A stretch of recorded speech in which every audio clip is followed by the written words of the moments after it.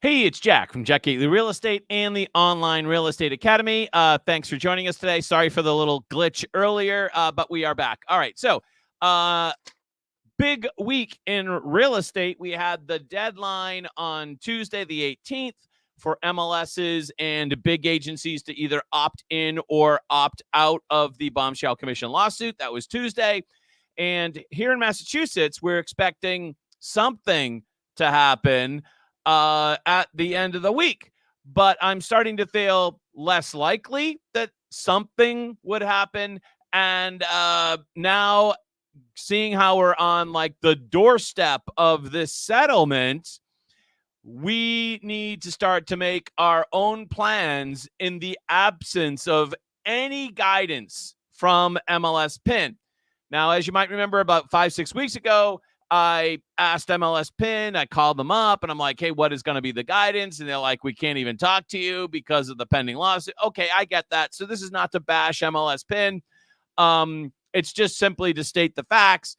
Because of this massive case that they're involved in, that the Department of Justice is involved in, that's called MLSPIN versus NoSelect or NoSelect versus MLSPIN, whatever it's called.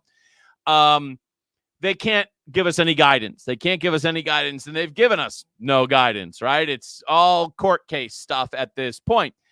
We were hoping, based upon this letter from the plaintiff's attorney in the NoSelect MLSPIN case that was filed on May 24th from Izzard, Kindle, and Rab, or something like that, from Connecticut, we were hoping that there would be a potential joint statement this week between the Department of Justice, MLSPIN, and the plaintiffs. However, based upon the MLSPIN response to the Department of Justice, which was spicy, spirited, it caught my attention. Based upon their response, which was a video we just posted, that was last week, right? I think. It seems unlikely that there's going to be a joint statement between the Department of Justice, MLSPIN, and the plaintiffs. Maybe there'll be a statement between the plaintiffs and the Department of Justice. But what does that really matter if you don't have the three parties, right? If you don't have the three parties, then what's it really matter? I think this was a chance. I think the judge was basically giving the parties a chance. Hey, listen, people, how about you go solve this? We'll give you a month, basically, to go solve this on your own. Otherwise, me, the judge, Patty Saris, I think that's how you say it. Otherwise, she's going to hear it, and she's going to decide. So if we bring up the court schedule, you can see, hold on one button here. You can see if we go over here and select a judge, there's nothing on her calendar today for MLSPIN or NoSelect. And if we go to tomorrow, there's nothing on her calendar for tomorrow either. Now, I didn't check next week, but I'm assuming that's pretty much the same because according to this plaintiff's letter, they were to prepare a joint statement filed on or before June 21st. Now, if you go to the PACER system, which is the horrifically archaic system where they court documents, there's nothing been posted there for a week or more. So no joint statement posted there as of this morning. Consequently, I think that we're going to go to Plan B, which was in the letter from May 24th. Should a resolution not be possible, which I think is where we're at right now, plaintiffs reserve the right to request a more fulsome briefing pursuant to a schedule to be set by the court as expressly contemplated by the court May 21st at the status conference. So, I think that it's more hearings. Somebody asked me the other day, Jack, what does it mean when you said you didn't want to be a lawyer, too smart to be a lawyer?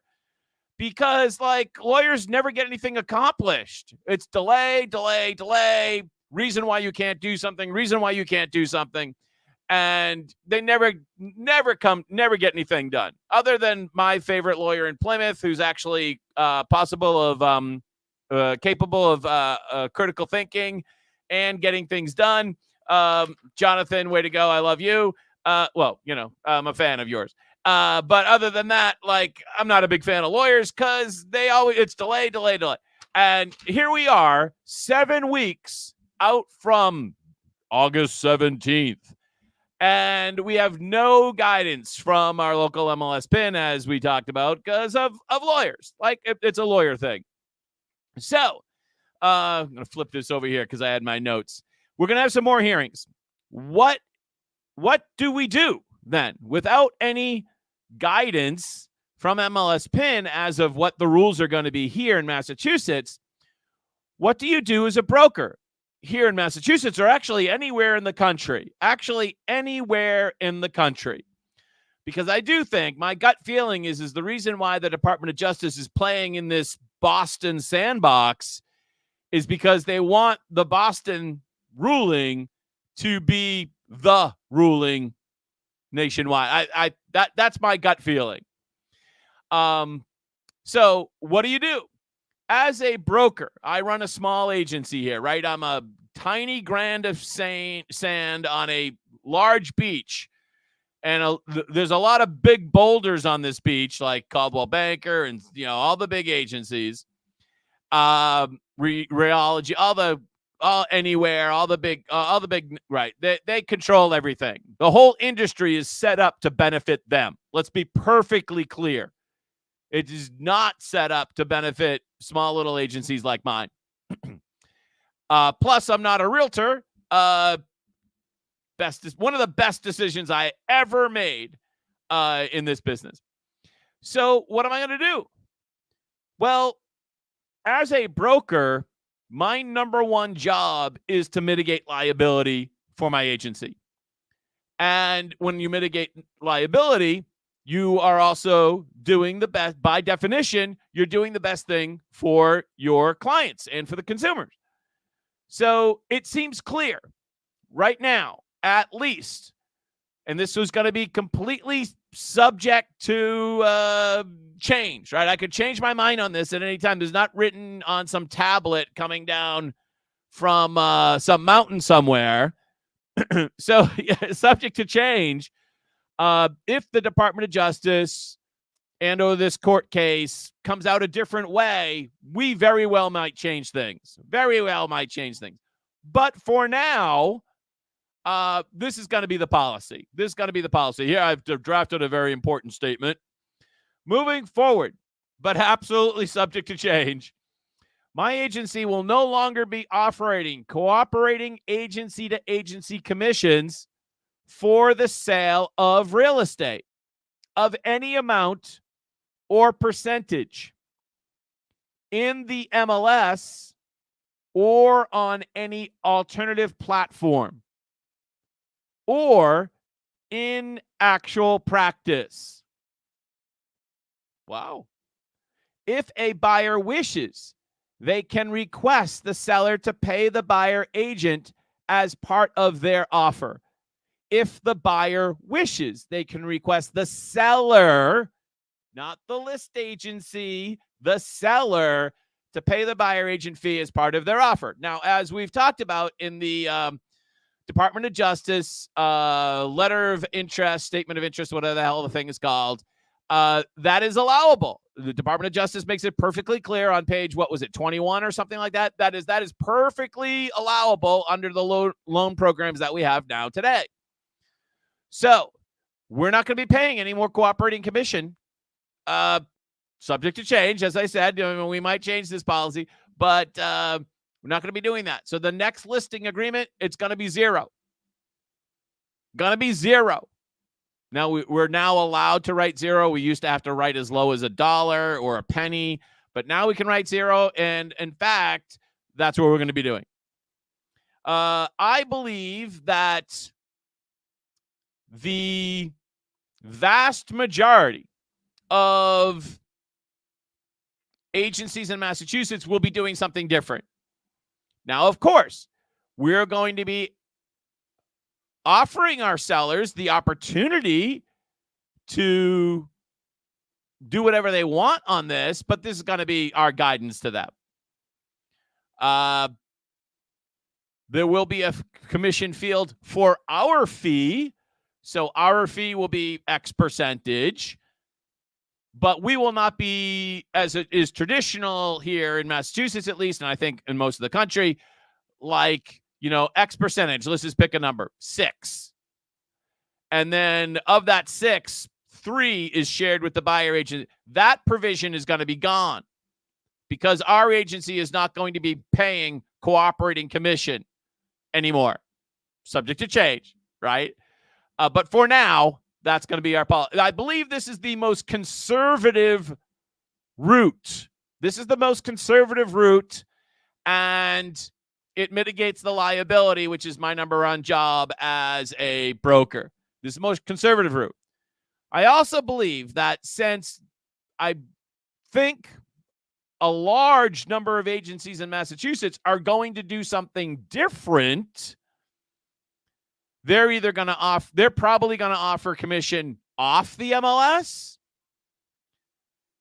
I think in a kind of I don't want to actually explain this because it's my competitive advantage. I think this offers me a competitive advantage doing it this way. Not only believe that it's the least liability for my agency, I also think that it has a competitive advantage for my agency. I think we're going to make more money doing it. So yeah, it's a twofer as far as I'm concerned. All right. Let's see here. We have a question. What do you do? Keep doing real estate business? Yeah, well, yeah, we're going to do real estate business. We're just going to be doing it differently than we did before. And so that's where we're at. I will not be going to Boston tomorrow because I did have that plan on my book, as I told you all, right? And thank you so much for watching. I really I can't even believe how this channel has grown. But I had it in my book to go to Boston tomorrow, but there's no court hearing, so guess I'm not going to that. There's also the Celtics parade, so Boston will be a zoo tomorrow. So, yeah, I'm going to stay home here in Plymouth, Massachusetts. And for those of you who know, we're near the beach. I live about a half. I went to the beach today, actually. It's a half-mile walk. So, yeah, you don't want to be going to the city in the summertime if you don't have to. So no report from the Moakley Courthouse tomorrow. I know you are all expecting it. And this will be my guidance going forward, subject to change. But I think this is the most conservative option. And that's what we're going to go with. And I thought it also has, as I said, the added advantage of being a competitive advantage for our agency.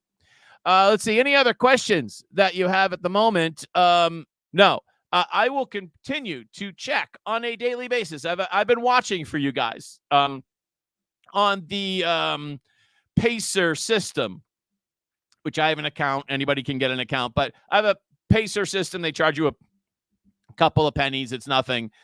For any documents or any other filings on this MLSPIN no-select case. So I check basically every morning, and I'll continue to do that. And as soon as something pops up there, I'll report it to you on this channel.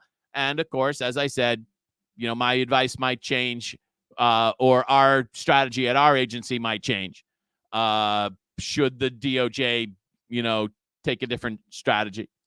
But that's what we're going to be doing for now, which I believe is the most conservative option, and also with the added benefit that we spoke about. All right, any other comments? Not at the moment. All right, well, you have a great Celtics parade. I have a house I'm going to today. I'll be up at that, what's that, 3 o'clock in North Andover. We have some carpet measurements being done, and we're closing on that later next week. We also just closed on a house Tuesday. So doing well here in real estate world. Thank you so much for joining us today. You have a great day, and we'll see you again. Go make some money. Bye-bye.